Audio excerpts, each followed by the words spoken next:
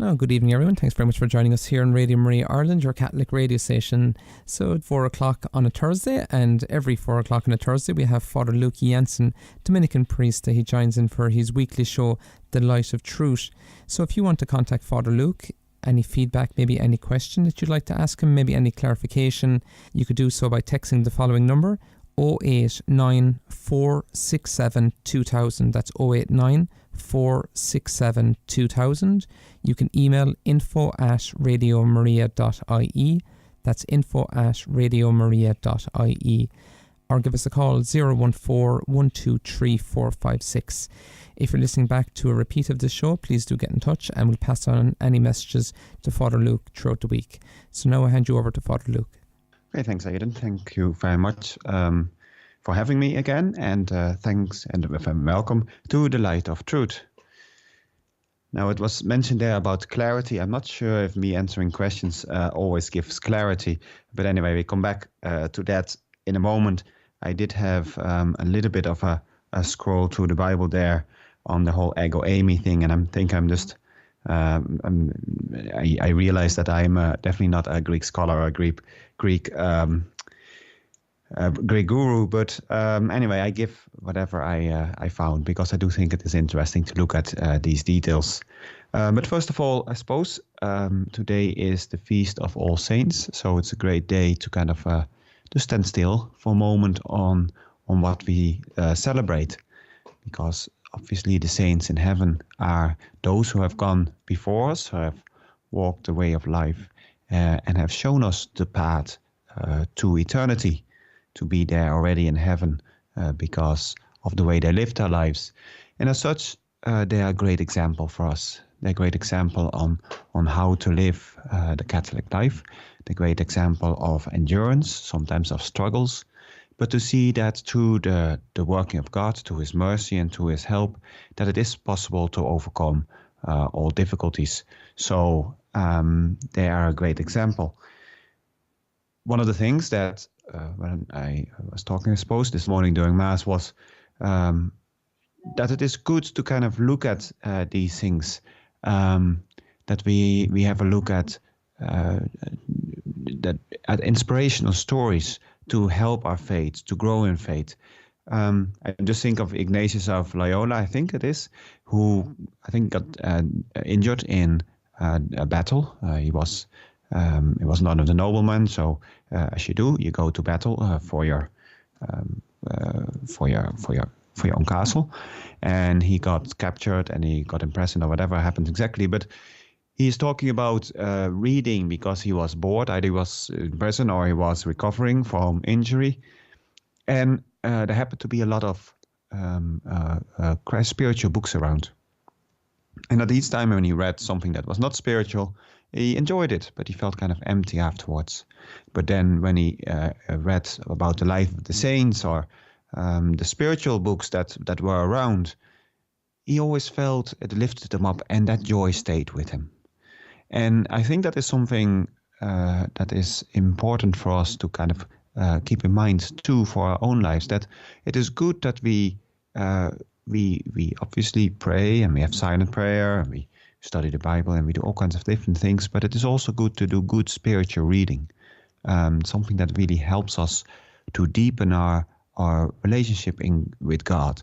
Not necessarily always because it gives us an awful lot of knowledge, but because it helps us to see how God works in the life of others, or how God works through others, how God can turn things around.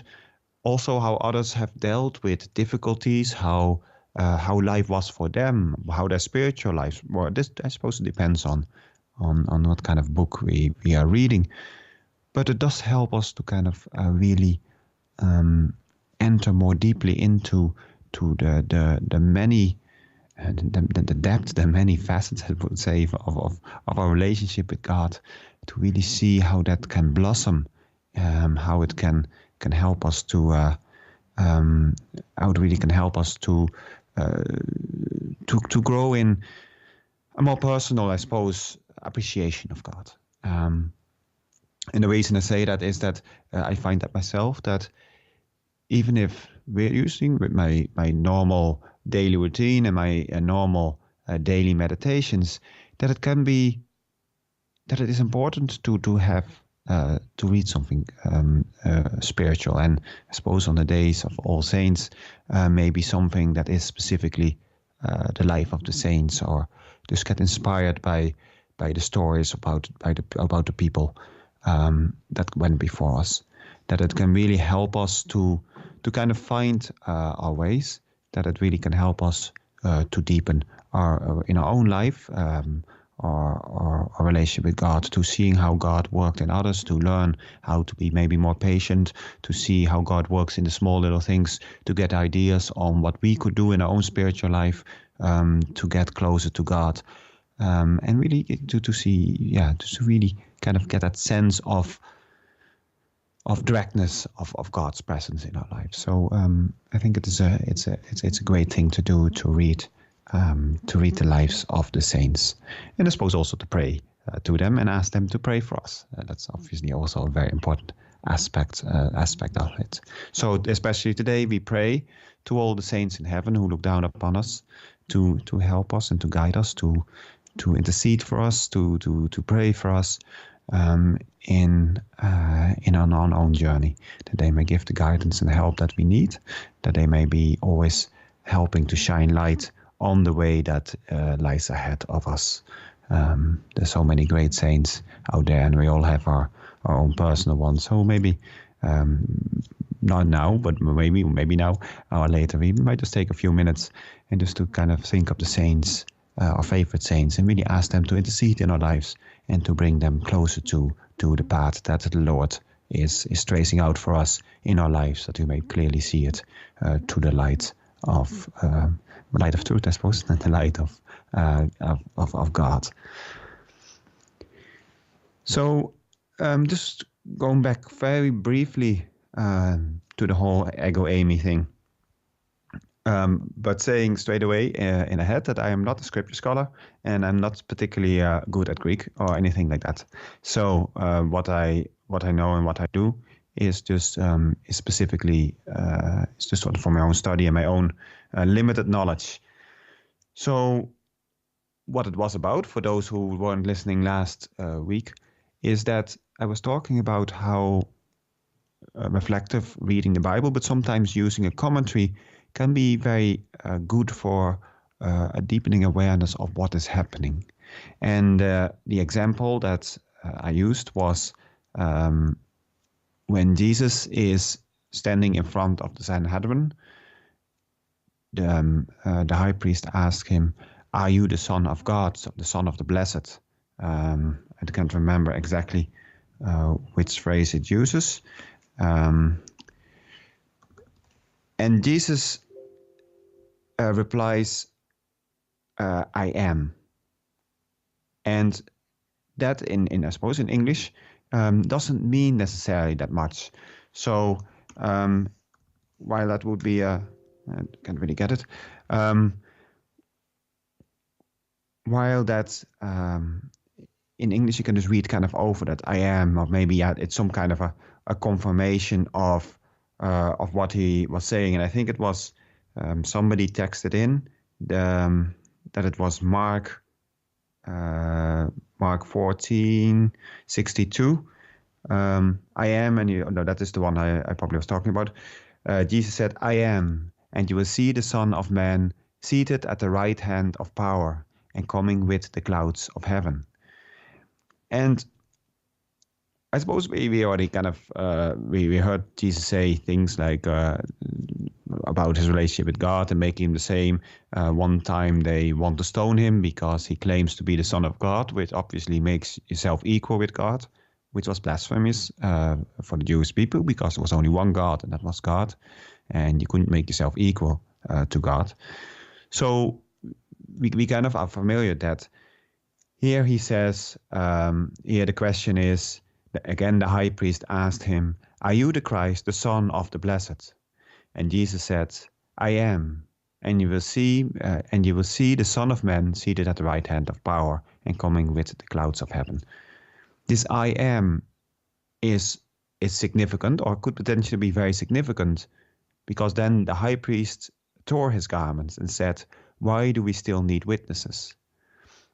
It's not necessarily because Jesus says, "Well, I am," kind of thing, because he had said so many things which they didn't pay heed to, but it is because he used the divine name, most likely.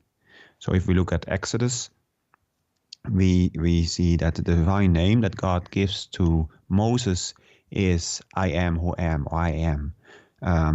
And out of respect, we never write that down, or the Jews never use the name of God and never write it down. And most likely here, although the Gospels are written in Greek, this is exactly what Jesus said. He used the divine name, referring to be God himself, giving the same name as God gave to Moses at the burning bush. And that obviously was the reason the high priest tore his garments.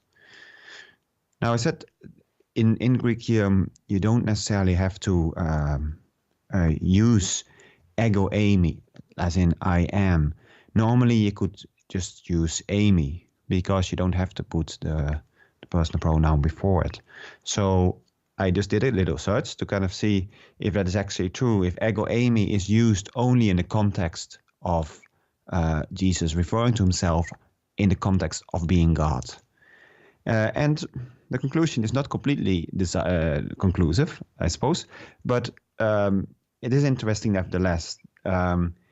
In Mark 6:50, ego eimi is used, and it is the passage where Jesus is walking on the water. So we have Jesus, and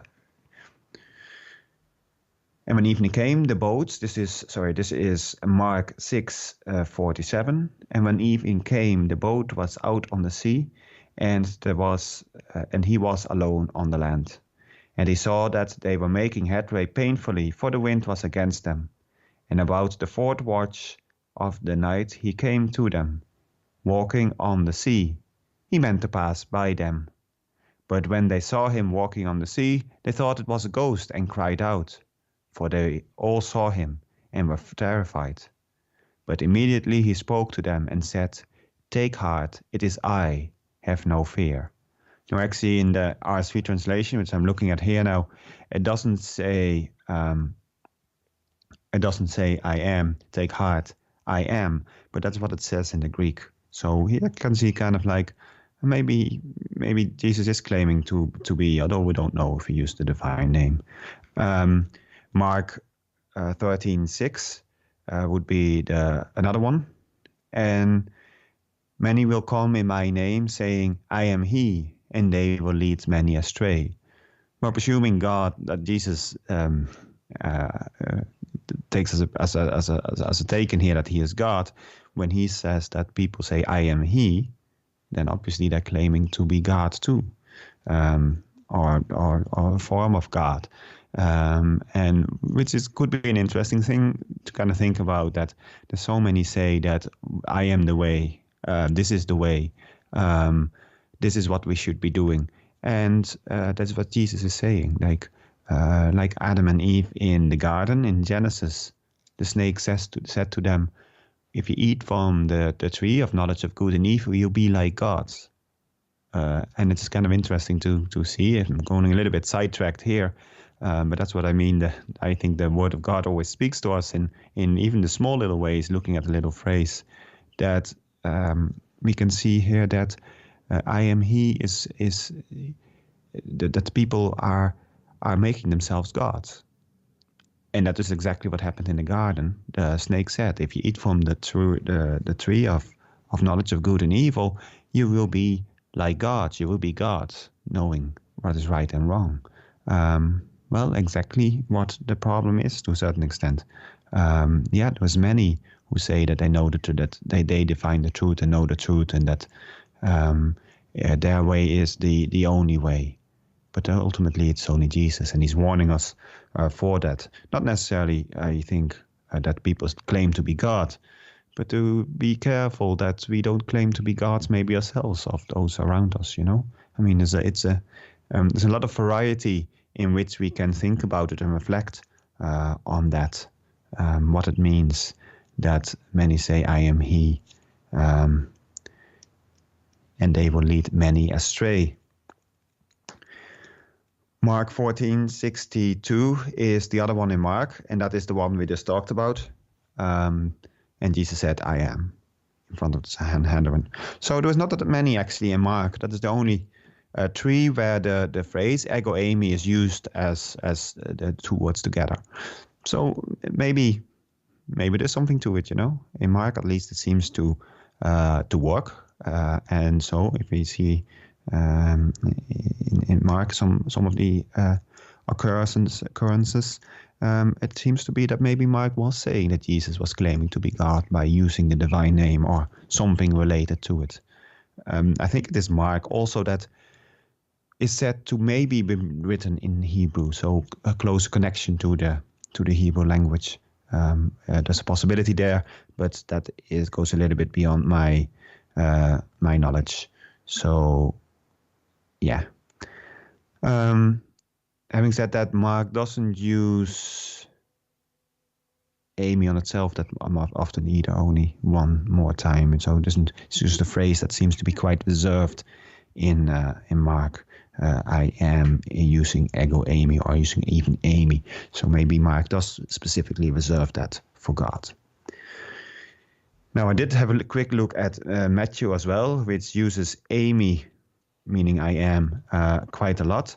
The times that he uses it in the combination, ego eimi, as I said, specifically putting an emphasis, because that's what you basically do. If you put a personal pronoun in front of the verb in Greek, you put extra emphasis on it. So in the times he put extra emphasis on it, it is on the sea again. It's one of those passages on the sea. But when the disciples saw him walking on the sea, they were terrified, saying, "It is a ghost," and they cried out for fear. But immediately he spoke to them, saying, "Take heart, it is I, have no fear." And used again ego eimi. It's me, it's God, it's myself. So this is obviously the parallel version of Mark in Matthew. Then we have Matthew 20:15. That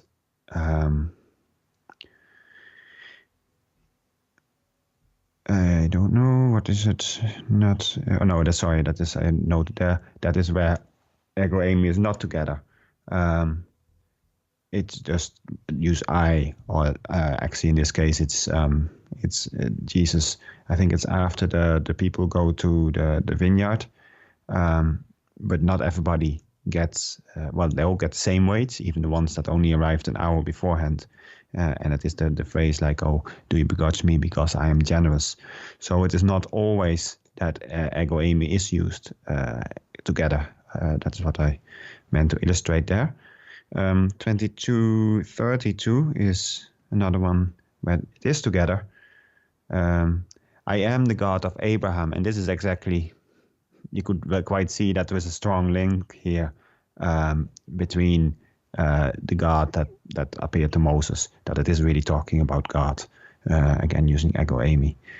And then 24:5 in Matthew,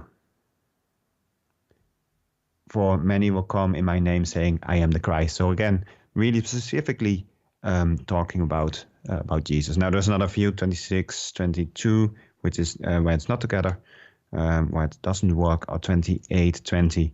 I am with you always, just before Jesus leaves. So again, I am, he could use the divine name, because it's definitely an area when he's going up to heaven, that he shows his divinity. So it's interesting, I think. Or maybe I'm just me myself who finds it interesting. But I do find it interesting to kind of look at these things, because they really kind of, to a certain extent, I think, help us to really grow in awe of God, and then deepen we see better the depth of what is written, what is given to us, which we might skip over otherwise. And that's why a good commentary can be very useful indeed. Just one little side mark before we go to our first break, is that actually when Jesus is talking about the ego eimi, when he is in the Sanhedrin, and then obviously he is arrested, he was arrested, and you have the scourging, you have the way of the cross, and he's crucified beside the thieves. And interesting in Matthew, when the thief is talking about I am, about Jesus, he doesn't use ego eimi. He just uses eimi. So showing again that maybe there is again. It's actually the people talking to him. Sorry, I'm just looking it up there. He saved others. He cannot save himself. He is the King of Israel. Let him come down now from the cross, and we will believe in him. He trusts in God. Let God deliver him now. If he desires him, for he said, I am the Son of God. And here, where there's other people that's saying, they don't use the divine name because you're not allowed to use the divine name. So specifically doesn't use it. No, I don't know. I mean, just another little fact. So I think I leave it at that for this moment. This is my little musings, what you can do in an afternoon before a radio program, just to look up particular words in the Greek. Can be quite interesting. So the first piece of music that we are going to have is Same Power from Jeremy Camp.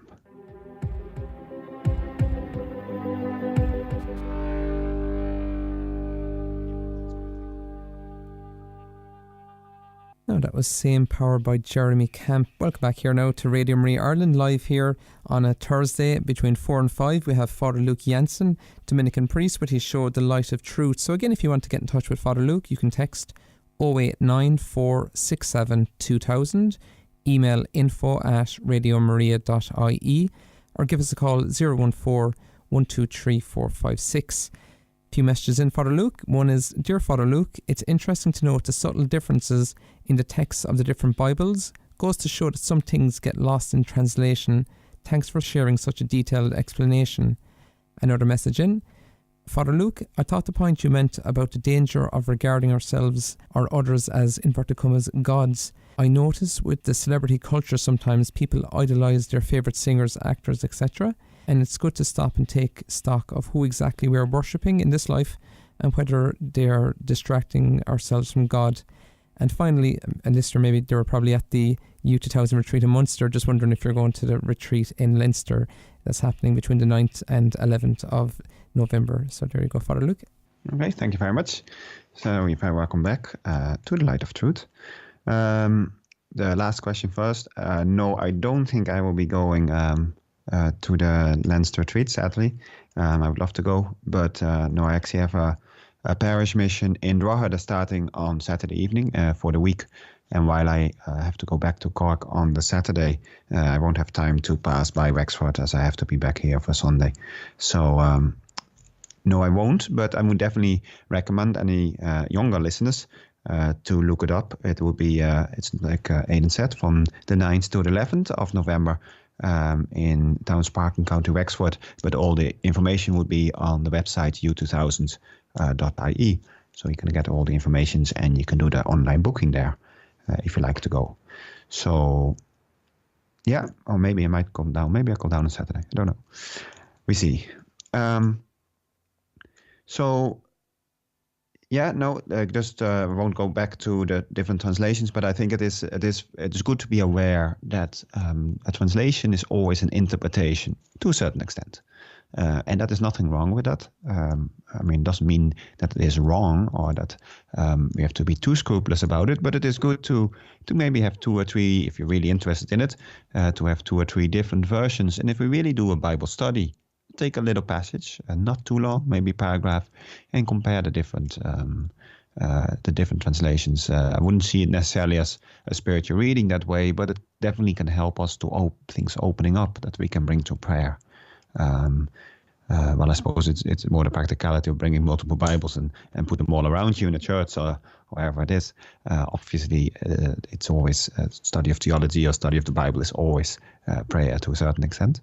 But yeah, no, it is good to do and to kind of see the different nuances and how different translators put it.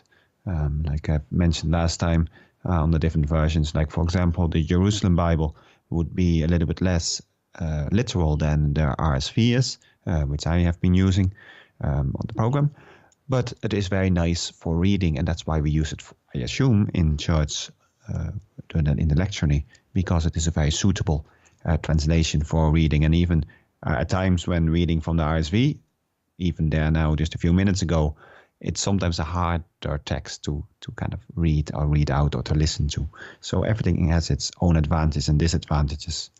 And as of course, for those really inclined to go the extra mile, learning Greek or Hebrew would be really the right way to go. And then compare to the translations. But that would take a little bit more effort than acquiring 2 or 3 different Bibles. So, and then the final comment, the final question the final comment is that, to see others as gods. Yeah, it is always good to be aware of in what way we are kind of swayed. And sometimes it is even in very, very subtle ways, very small ways. And it's not often it's not black white, like we don't believe in anything, or we we are all with God and we're all doing grand, or we completely idolize others, or we have other gods. No, there's the little things in which we can be persuaded to, and kind of getting into the gray area. So it is good to be aware of these things, and to be aware of these things and to allow them to reflect on what are the influences in our lives. I suppose also in the lives of others. We might be able to help them and show them what they're following. I'm just thinking we talk about celebrities or even Facebook, Instagram. It's always a portray of what is perfect, but then if you live the life, it isn't perfect, and you kind of wonder what's wrong with me. I mean, you see celebrities obviously being perfect, but then you read afterwards or in time that they have huge difficulties with drugs or their relationships or what it is. If we look at Instagram, if we look at Facebook, we see our friends, they have all perfect lives. They have fun here, they're out with friends there, but you don't really know what happens underneath. So yes, we have to be very careful. This is a little bit sidetracking, but we have to be a little bit careful in how we look at things and to put things into context, because lives of most people isn't perfect. Most people are struggling in some kind of a way, and it is good to be aware of that. That we all live life, and that living life can be messy, and is messy for most people at some stages at least. So, the Gospel according to John. That was the plan 2 weeks ago. So I think I might as well start and see how far we get before I get sidetracked again with the next question or my next little train of thought. But that is no harm either, trusting that sometimes the Spirit works that way as well. So I just like to, as I have been trying to do structured approach to theology in this program, I just found that it was difficult to know everything about anything all the time. And as I don't have guest speakers which are authorities on specific topics, I fare towards just looking at the Bible. But maybe just to do a structured reading instead of just taking the Sunday Gospels, because there's many programs and there's many reflections on the Gospels to come. I could look at a catechism, but I know there's already shows on Radio Maria that do the same. So I decided just to pick a gospel and pick the Gospel according to John, because it's quite an interesting gospel, and it's the one that has really a lot of depth in it. And we see if we can get some of the hidden treasures out of that. So the Gospel according to John, and I'm just going to read the first 5 lines, and then we can talk a little bit about it and reflect on it. In the beginning was the Word, and the Word was with God, and the Word was God. He was in the beginning with God. All things were made through him, and without him was not anything made that was made. In him was life, and the life was the light of men. The light shines in the darkness, and the darkness has not overcome it. So this is the beginning. Most people quite familiar with the beginning of the Gospel according to John. And there's already a lot of things in there. In the beginning, and in arche, really like the really the I think it even have a sense of before time, and automatically when we kind of look at this, we should make a link to Genesis, because naturally this is what John is talking about. In the beginning was the Word. Now, talking about words again, and a lot of people are aware of at least this one, but the word here used is logos, which is not rhema. Again, so the distinction between the use of words. Logos really means reason or logic, or well, that's where logic comes from logos. So it is it's not a word as in a written word, but it is really it's an intellect, an intellectual word, but it's more reason, it's more intellect, it's more active than it is passive, and that is of course very important. And it's hard sometimes to see when the word is used, but I just noticed here in the RSV that at least it's with a capital W. Now I haven't actually checked if any time the logos is used in that way is with a capital W, if it's used in the context of God, but that would be an indication that it is the word, as in the logos, as in the Son of God, the Son that created everything. And we're just having a discussion yesterday with one of the members of our prayer meeting here, who was said like to be so overwhelmed when we talked about this briefly in one of the during one of the weeks, that to think that Jesus was already, I mean, Jesus basically, the Word, created the whole universe, everything that exists, what we know of, is created by Jesus before he became man, before the Word became flesh. So it's quite remarkable, it's quite mind-baffling that Jesus, who walked the earth, basically created the world he was walking on. It's interesting to think about how humble God is, to go around, to get sick, to be beaten, to be whatever hungry, as it says, after the 40 days fast, in a world that he created himself. That even the devil, when he challenged Jesus to turn the stones into scones to eat, didn't really get it. That even would be effort for God. I mean, he didn't even need the stones. He created the stones, first of all. Himself, Jesus, who was there. Now, naturally, how Jesus experienced being God and man at the same time, I don't really want to fare into that. But it is interesting to think a little bit about that. Okay, so I think I'm just going to take the second break, as I try to get the 3 songs in during the hour, and otherwise we're going to run over too much again. So we're going to listen to the second song, which is To Live in Christ by Sidewalk Projects.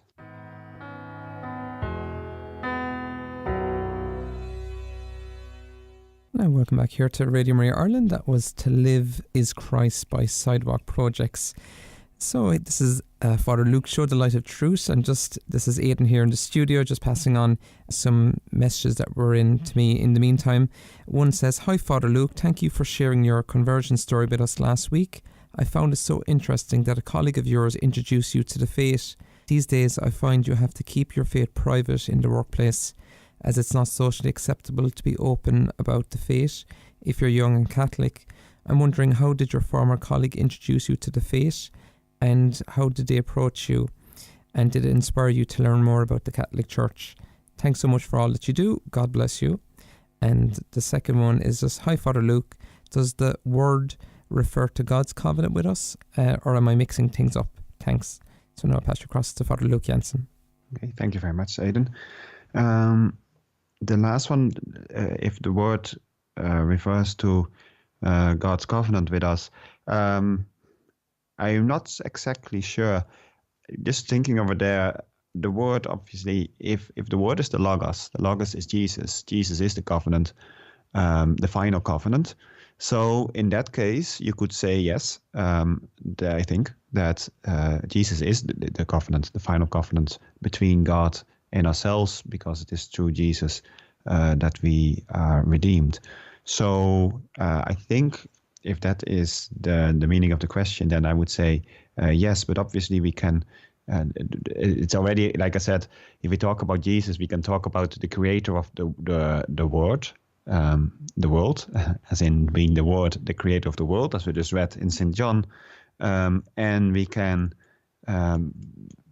look at it as Jesus being God and man at the same time, but being a man and being God. So there's different ways of looking at it. There is something in the back of my mind that says there is more about the covenant and the Word in the Old Testament, but I'm not 100% sure, so I don't think I can be definitive on that. Maybe if I get a chance, I might look that up for next week. I'm not 100% sure. Actually, I have to see about next week, because I said I am on a mission, but hopefully I get time to do a program. I think I might be doing confessions the whole day, though. So the other one was how did my colleague manage to approach me? Well, I suppose there's two ways about it. You can be shy and you can be blunt, and he is blunt. He probably doesn't listen to the program, but he will probably laugh when I say that, because he would be sitting on everybody's desk talking about God. So it might be acceptable or unacceptable in the workplace nowadays. If you don't really care about it, I suppose nobody's really going to stop you. Well, in his case, nobody was really going to stop him, just because of the personality he is. So, yeah, that's the way it is. He just talked to everybody about God, and I suppose he was the senior engineer or design engineer in the office. So it wasn't really that he was going to be getting into big trouble either, to a certain extent, because he was needed. And naturally, we have to kind of see what is our position in a place as well. But everybody in the office was kind of quite used to it. So as such, it was acceptable. It was accepted, at least. So yeah, but it is good to be able to share the gospel. But sometimes we just have to be a little bit more subtle. Example, little comments here and there. I mean, we don't necessarily have to preach at people in an unacceptable way. I mean, it can just be, for example, like I was at the retreat in Killarney. If somebody would have been there, people ask usually on Monday, what did you do? Well, I went to a retreat. Well, it might be a very short conversation, but it might be a conversation that also could, like, okay, what was that like? Or why would you do that? Or something that comes back later.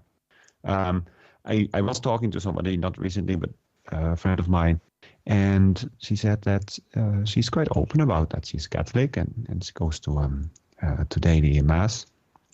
And people kind of know that, but she wouldn't really talk about it. But then sometimes people come like, oh yeah, I need a mass card. How do I get a mass card? Or could you get a mass card for me, for my granny or whatever, you know? Or could you say a few prayers? I'm finding things a little bit difficult. So, I mean, there's ways people can know and sometimes ridicule to a certain extent us about their faith, but it doesn't mean that they don't appreciate it or they don't value it. And it's in those small little things, the small little encounters which are not public, that is actually its words comes to the fore. So that is it is hard sometimes, and I definitely would be personally a person that find it hard enough to share it, believing in the faith to a certain extent, to be able to bring it up, if that makes sense. So I always found it difficult myself in the workplace to talk about it. When prompted or asked, I have no problems, but to kind of start the conversation, I definitely understand the difficulty, and especially in some places, the unacceptableness of it. Again, it depends a little bit where you work and what the work is. So, right. So, in the beginning was the Word. and the Word was with God, and the Word was God. So in the beginning, the Word, the second person of the Trinity, was with God. So it's one God, we know that. We have the Trinity, which was there before time began, and that's the beginning, I suppose, is the beginning of time. Actually, Genesis starts exactly the same. If we look at Genesis 1 in the Greek, now I'm looking at Greek Genesis, not the Hebrew, but in an arche, ein logos is what we have in John. And then in the Greek, we have ein arche, a poiesan, ho theos, ton uranon, kai ton gain. So in the beginning, God created the heavens and the earth, or created and made. I think making is actually, it's more of an active thing. If we talk about the logic and the logos, we kind of have that sense of working. Well, actually, in Genesis, which the translation, of course, the Greek translation of the Hebrew, it would have been to make, to do. The work's actually to do. So the Lord God actively did the world, if that makes sense. And so I think that is a nice connection to the beginning. So there's definitely a mirroring here between Genesis and the prologue of John, the first chapter of John. So in the beginning was the Word, and the Word was with God, and the Word was God. He was in the beginning with God. All things were made through him, and without him was not anything made that was made. So God is the Word, is that created everything, and everything that has its existence what came through the Word. So nothing exists apart from what God has created, and that's a significant to think of, that everything that is created has been created by God. That means the trees, the buildings we see around us, my desk in front of me, me, of course, also, but also the heavens, the earth, the angels. Everything that is created has its origin in God, is created through God. So also the angels, but also the fallen angels, and all that. So it is God ultimately who was before time began, before the beginning, and that created everything. There's something outside God. And actually, I think it says that, and without him there was not anything made that was made. In him was life, and the life was the light of men. Not exactly the phrase I was looking for. Sometimes there might be, and there's been different heresies in the times past. Sometimes there might be times that people kind of think that there is something as evil, that evil is something. Well, evil isn't anything apart from God, if that makes sense. I mean, it's not like there is two forces in the universe, light and darkness. In Genesis, you get that a little bit, that sense. The earth was without form and void, and darkness was upon the face of the deep being nothingness, I suppose. I mean, the void.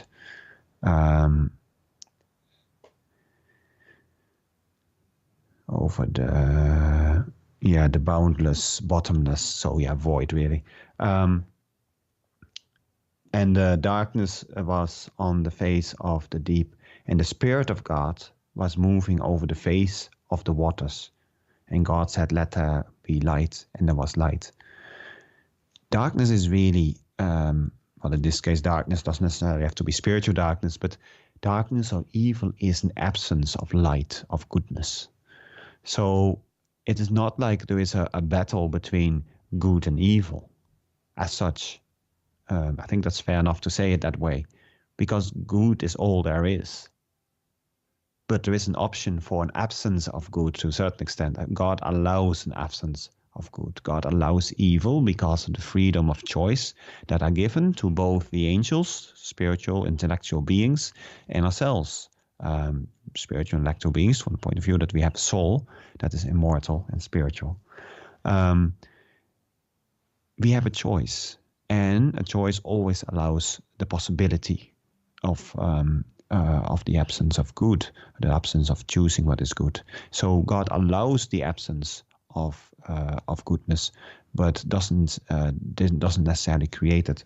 It's not God who created that there's a competition between God and Satan. No, God is. And God has conquered the world, everything in the world already. But ultimately, God is that has all existence in being. But He has given His creatures, those with intelligence, the possibility to choose Him or not to choose Him, to choose good over evil, to be with Him, to be close to Him, or to deny Him and to separate themselves from them. And basically separation from God means separation from, to a certain extent, existence, I suppose, although we will always exist because we're mortal, but to separate ourselves from goodness. In the book, The Great Divorce of The Great Divorce by C.S. Lewis, at one stage, well, I'm not going into it because I would see that I'm already running towards the end of the show, but he says there's something about he's in this world. Okay, let's say this the twilight zone where you go towards the light and towards heaven, and the people coming out of purgatory or whatever you want to call it. He said that okay, the place, the city when he was before he came up to this place leading up to heaven, the spirit that talks to him says like, oh well, it is so small that even the smallest crack, because they come in some kind of a magical bus out of a valley, out of a chasm, out into the light. And he said, oh, well, it could actually be this little crack here on the earth that you came out of. Because this whole world from which this man who had a dream came from was a huge, vast city, endless size of country where the people kind of basically lived the current life forever to a certain extent. And he said, well, it is so small because it's the substance comes from goodness and from God. Absence of it just makes it existing, but so small. Anyway, that's a little bit of a sidetrack there. Not knowing if it is completely related. I will pick it up next week, hopefully, as I think it is running towards the end of the hour. So we might just put in for the remaining time the last song. And I just want to thank you for all your feedback, all your questions and comments. And please let me know what you'd like me to talk about, or if you have any comments on what I should do better, maybe focus a little bit better. That would be very welcome too. Definitely thank you for all the comments. And thank you for listening, and God bless till hopefully next week. There is a truth older than the air.